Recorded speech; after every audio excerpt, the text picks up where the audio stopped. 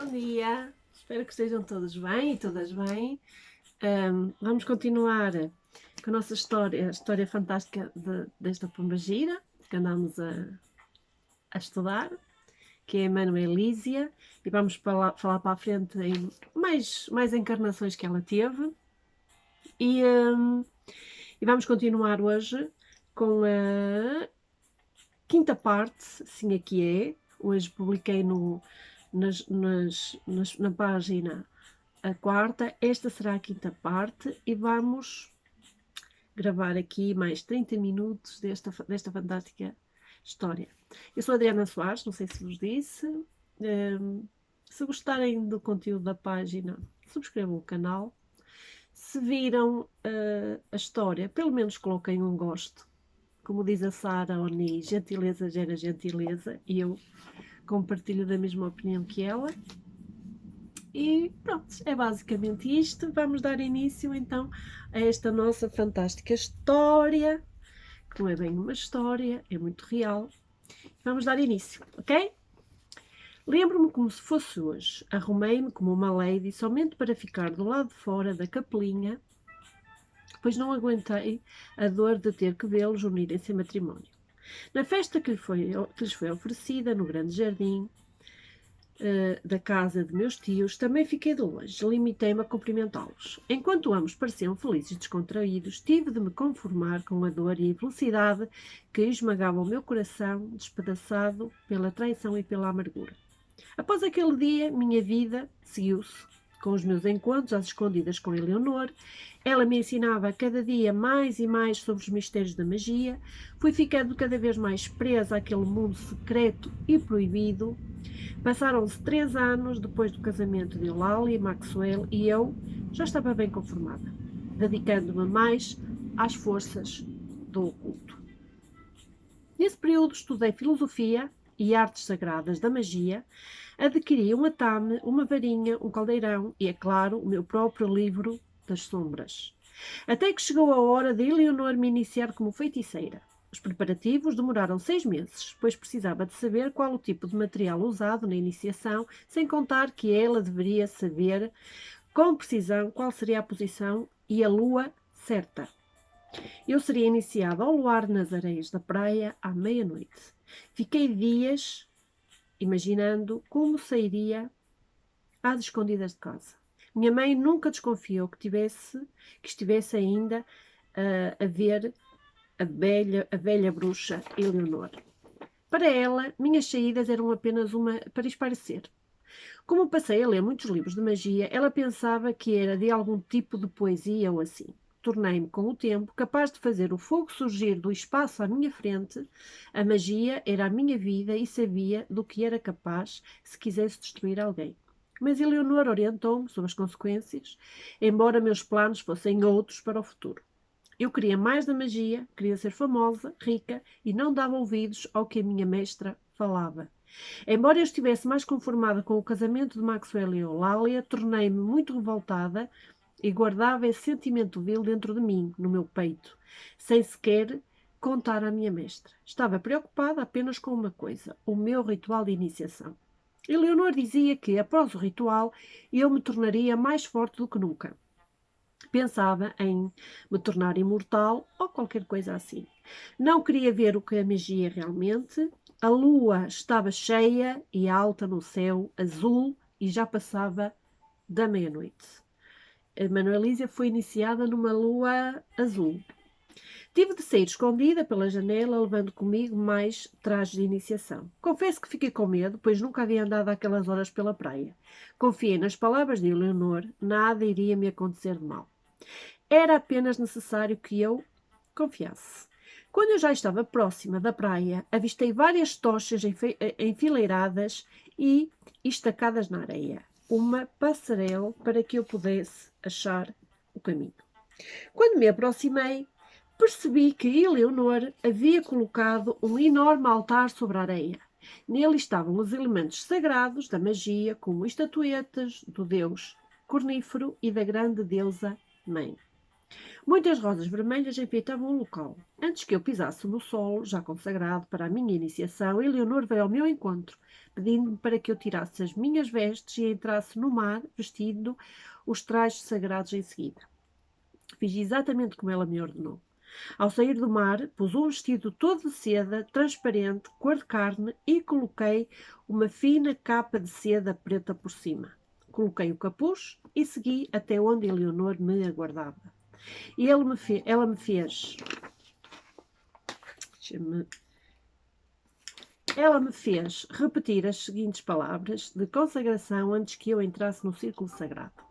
Eu, filha do fogo, despojo-me de todos os meus bens materiais, renunciando assim a tudo que não faça parte do elo sagrado e da magia.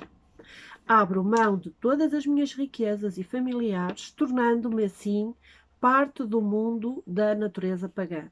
A partir de hoje, sou parte da natureza e ela é para mim, pois estamos unidas pelo fogo sagrado do grande Deus Confínero. Que minhas irmãs ancestrais me façam companhia nesta jornada que escolhi de livre e espontânea vontade. Já dentro do círculo sagrado, citei o juramento sagrado em voz alta. Eu, Emanuelísia Gonzalez, juro, a partir de hoje, nunca acreditar e nem honrar nenhuma deidade conhecida como Satã, pois o demónio é uma crença da Igreja Católica e de outras correntes do cristianismo, nem a sacrificar animais ou humanos, renunciar formalmente ao Deus cristão, apenas acreditar em todos os aspectos divinos, nunca odiar os cristãos, a Bíblia ou os judeus.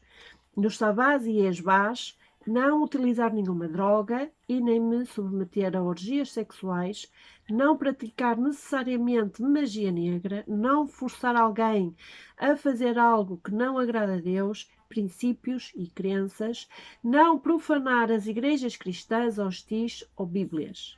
O respeito faz parte do universo, assim como faço parte dele. Juro solenemente que respeitarei na mesma proporção não só os seres humanos na Terra, mas os animais e as plantas que nela habitam.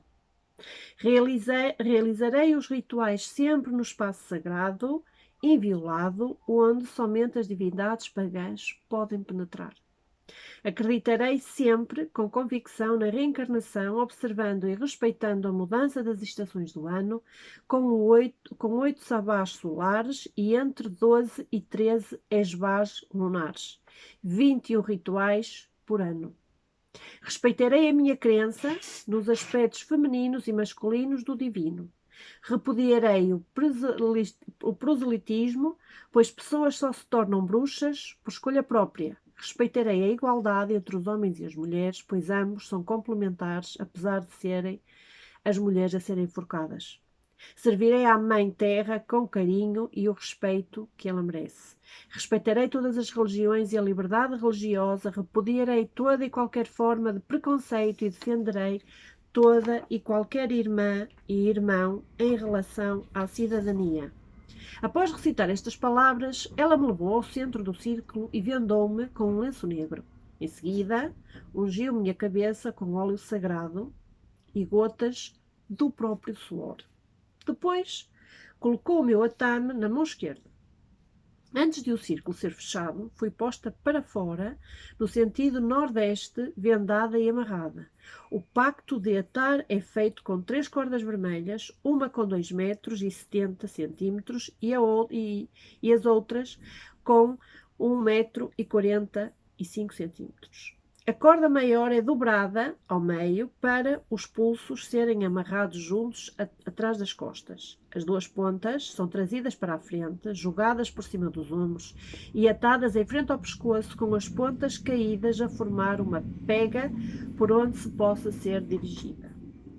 Uma corda pequena é atada no tornozelo direito e a outra por uma do joelho esquerdo, cada uma com as pontas bem escondidas para que não machuquem. Enquanto a corda estava no tornozelo, pronunciei as seguintes palavras: pés nem presos nem livres. O círculo estava agora totalmente aberto e o ritual de abertura procedeu-se executando o portal a nordeste, que ainda não estava fechado. Depois de atrair a lua, Eleonor deu a cruz cabalística a mim e prosseguiu dizendo: atache, tocando na minha testa, Mavkush, tocando no meu peito, Vegeburan, tocando no meu ombro esquerdo, Leolã, apertando as mãos à altura do meu peito. Depois de utilizar também as runas das feiticeiras, ela foi buscar a espada sagrada do altar. Encarou-me, ainda vendada, e declarou a exortação: Ó tu, que estás na fronteira entre o agradável mundo dos homens e entre os domínios misteriosos do Senhor dos espaços. Tens tu a coragem de fazer o teste? Disse isso apontando a espada diretamente contra o meu coração. Ela prosseguiu: Porque digo verdadeiramente, é melhor que avance na minha lâmina e que pareças do que tentar seguir com medo no teu coração. Tenho duas senhas, perfeito amor e amor de confiança. Aceita-me entre os teus e prometo honrar esse elo entre nossos mundos, respondi. Então, assim seja. Dou-te autorização para que possas, através deste misterioso portal, passes através deste misterioso portal. Tem que ter um bocadinho de paciência, porque isto foi tudo escrito e então tem alguns erros. Beijou a espada e entregou a mim. Fechou o portal ou círculo com o atame que depois colocou no altar. Levou-me para 2 pontos cardeais riscados fora do círculo, dizendo: Tomai nota, ó senhores do Oeste, Sul, Oeste e Norte, que a Manuelísia Gonzalez está devidamente preparada para ser iniciada sacerdotisa e bruxa. Então guiou-me para o centro do círculo, em sentido contrário, cantando: Eco, eco, azavar, eco, eco, zomelak, eco, eco, cernumus, eco, eco, aradia. Repetindo sempre isso, enquanto me empurrava para a frente e para trás, virando-me às vezes um pouco para me desorientar.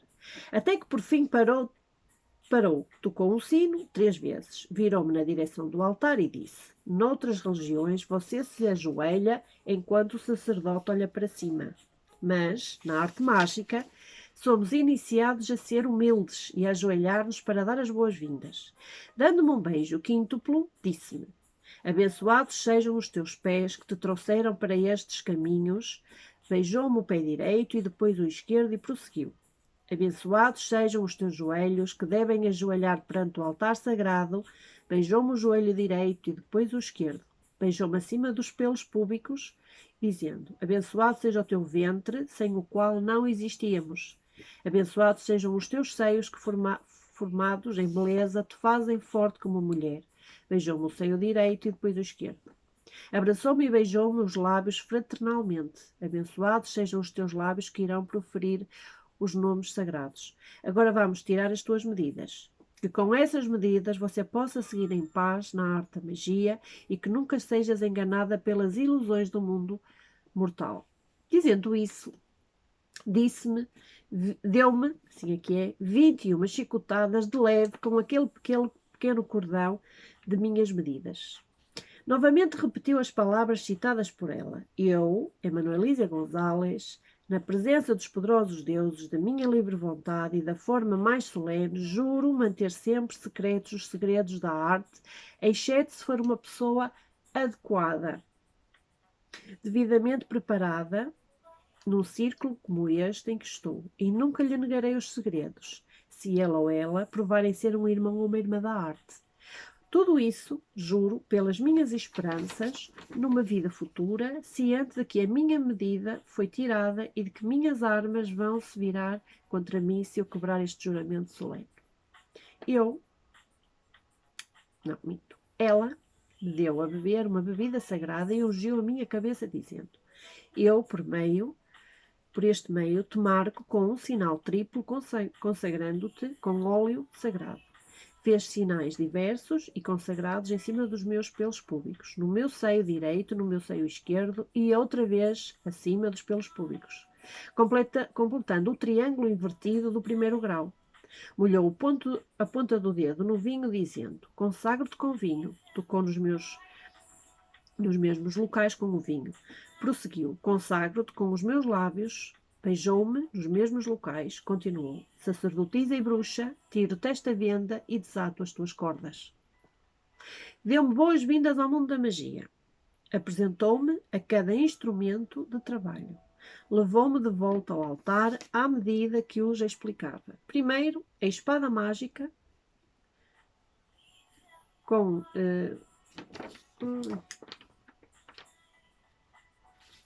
este objeto, você poderá dar origem aos círculos mágicos invisíveis ou visíveis, como esse em que você está.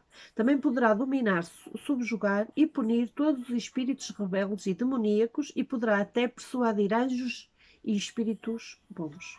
Com isto na sua mão, lidera o círculo. A seguir apresentou-me ao Otame. Esta é a verdadeira arma da bruxa e tem todos os poderes da espada mágica. Agora a faca de cabo branco, que é usada para formar todos os instrumentos usados na arte da magia, mas só pode ser usada dentro de um círculo sagrado mágico. Ao cálice, receptáculo da deusa, caldeirão de Serridum, santo grau da imortalidade. Nele bebemos em camaradagem e em honra à deusa, apresentando-lhe o pentáculo.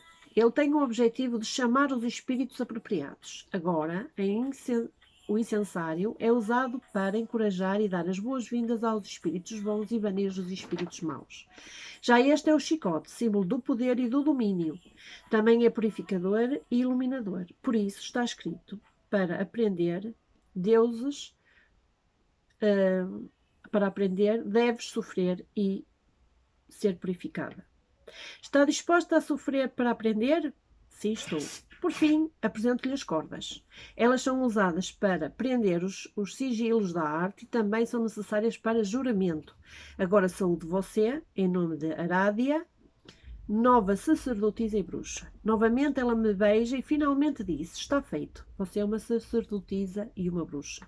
Agora posso partir e descansar, pois sei que tenho em você uma substituta. Espero com toda a força de minha alma que você saiba usar os poderes que lhe foram passados. Seamos, à luz da lua, os manjares que Eleonor havia preparado para aquela ocasião especial. Daquele dia em diante, nunca mais a voltaria a ver. Retornei para casa naquele dia e já eram quase 4 da manhã, mas consegui chegar despercebida. Minha vida era monótona no decorrer dos dias, como havia prometido a Eleonor. Certa manhã, em um dos meus passeios matinais à beira-mar, levei um susto ao ver um homem, bem trajado, caminhando à beira-mar, descalço. Ele parecia não se importar com as águas que lhe molhavam as calças. Fiquei intrigada, pois ele me pareceu um lorde, ou algo assim, pelos trajes. Eu estava toda bagunçada, com a saia levantada e os cabelos soltos. Não sei porque me preocupei com a minha aparência naquele dia. Irritada com aquele pensamento, dei de ombros e saí caminhando em direção àquela figura masculina que parecia vir também ao meu encontro.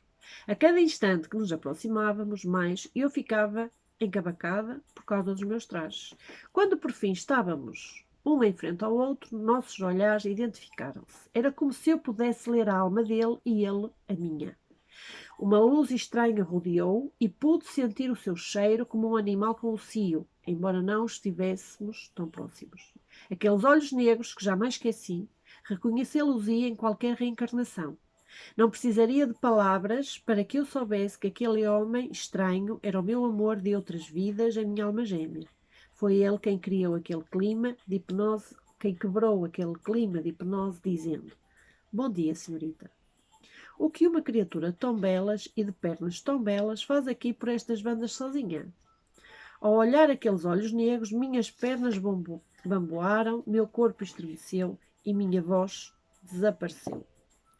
Ele era como um sonho, um espanhol alto, de cabelos cacheados, pele morena, clara e com uma camisa entreaberta, deixando à mostra o seu peito musculado. Confesso que tal visão me fez ficar cega. Não conseguia controlar as minhas emoções, o que não é bom para uma bruxa. Aliás, não é bom para mulher nenhuma. Nunca devemos, logo no primeiro encontro, passar as nossas reais intenções, principalmente quando esse primeiro encontro é uma trapaça do destino. E ele, ao perceber que eu parecia uma estátua, perguntou: A senhora sabe ao menos falar? Fiz-lhe uma pergunta. Nervosa, com aquela pergunta impertinente, respondi: sim, sei, é claro. É que me assustei com a sua presença, pois nunca vi por aqui ninguém. E a senhorita está acostumada a se encontrar com muitos homens? Disse ele, olhando-me de cima a baixo. Ora, é claro que não. Como ousa? Respondi, arrumando a roupa e descendo a saia que estava suspensa. Então, o que faz a senhorita a estas horas caminhando em uma praia deserta, com as saias levantadas? Disse ele, sorrindo ironicamente.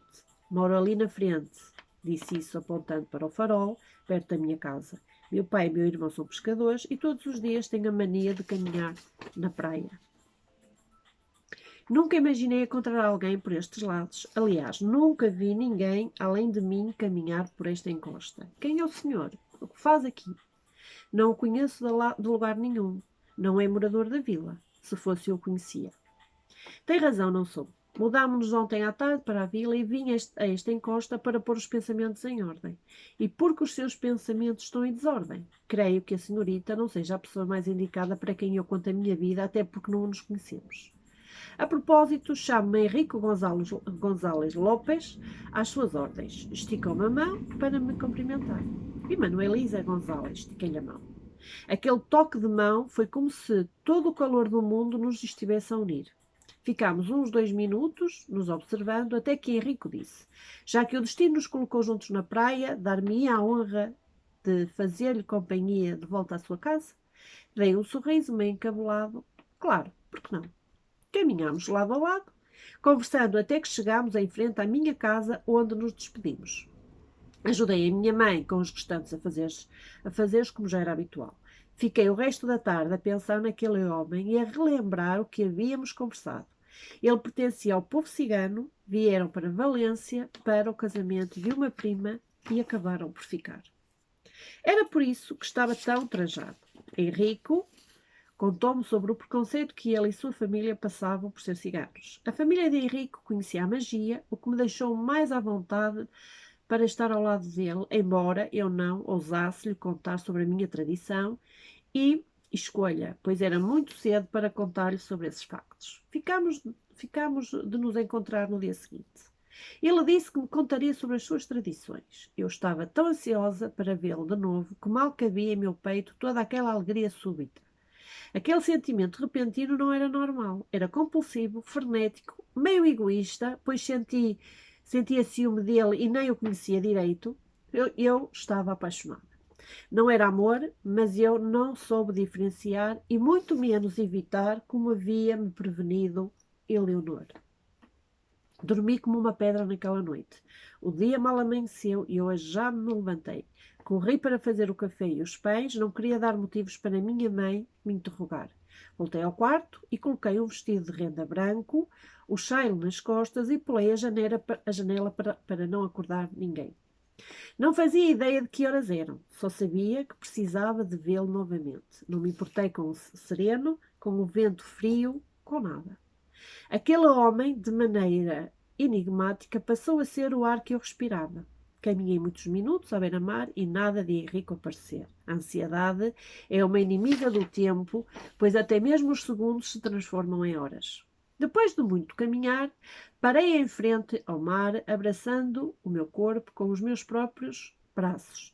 Percebi que uma lágrima rolou na minha face. Senti-me impotente e não sabia o que fazer. Não havia ido às cavernas para praticar a magia como devia ser. Eu estava doente do coração, nada mais me importava. Era uma necessidade maior do que a vontade de viver. A angústia em meu peito tornou-se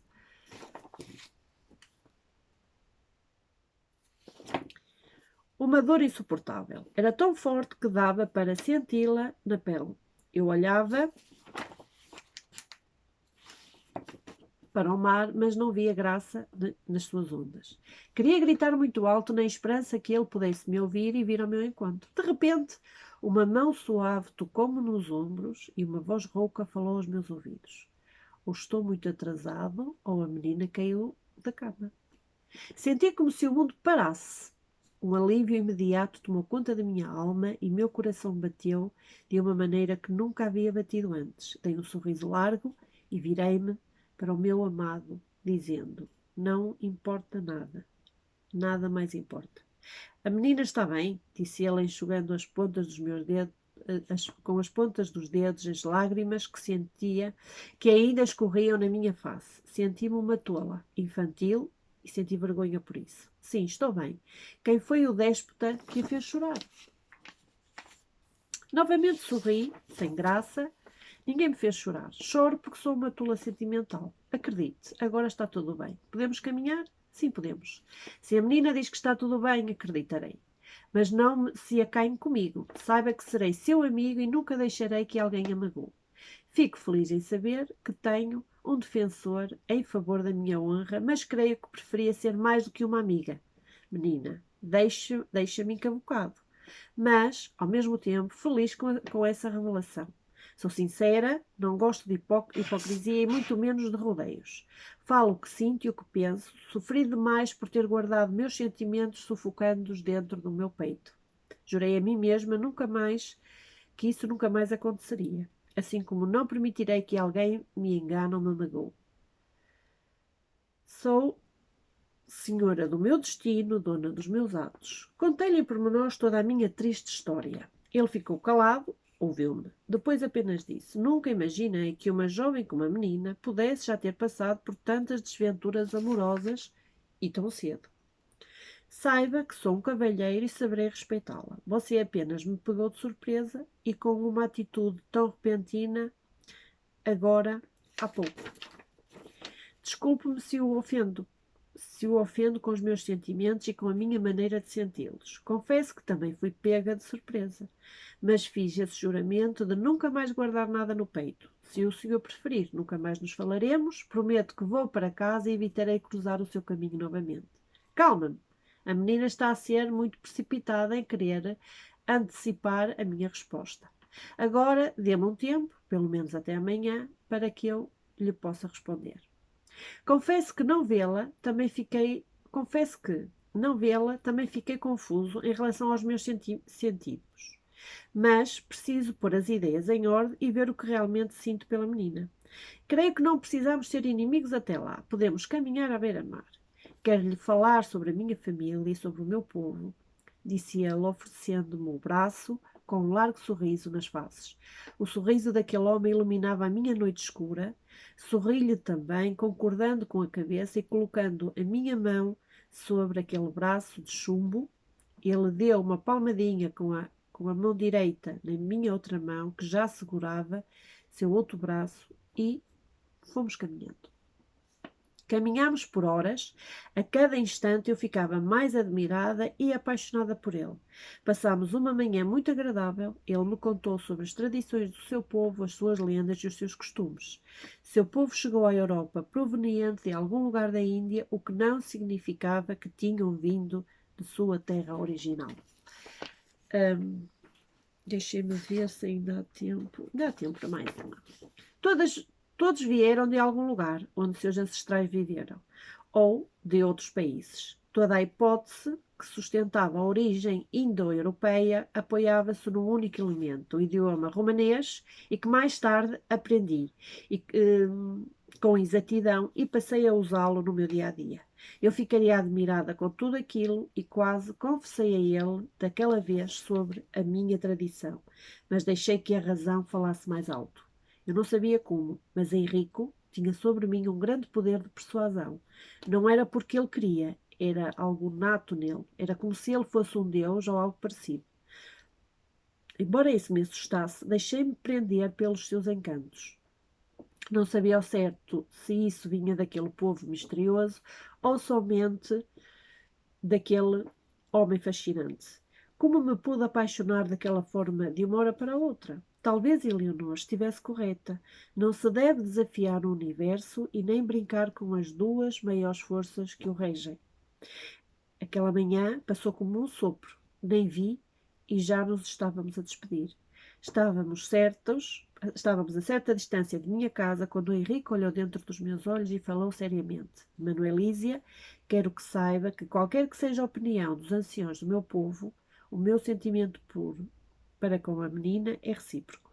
Desde o momento em que a vi caminhar pela encosta, não sei explicar o que houve. Só sei que o meu coração bateu mais rápido e naquele exato momento em que a vi, percebi que minha vida e minhas escolhas não dependem somente de mim. O meu povo, como lhe contei, tem costumes muito complicados. Nossas tradições são mantidas a fio e durante séculos tem sido dessa forma. Desculpe se a decepciono, mas tinha de lhe contar sobre os meus sentimentos e o que poderá ocorrer caso amanhã eu volte e lhe responda positivamente. Sei como o meu povo pensa e não gostava de magoá-la. Eu seria a última pessoa na face da terra que teria a intenção de feri-la ou magoá-la. Dizendo tais palavras, que mais parecia uma despedida, Henrique olhou-me nos olhos e novamente vi a luz que o cercou. Fiquei rendida. Naquele momento, minhas forças estavam em suas mãos. Naquele momento único, ele me beijou. E digo agora, se o mundo acabasse, não teria percebido, pois parecia que eu não estava ali. Era como se pássaros ou anjos estivessem me levando para outra dimensão.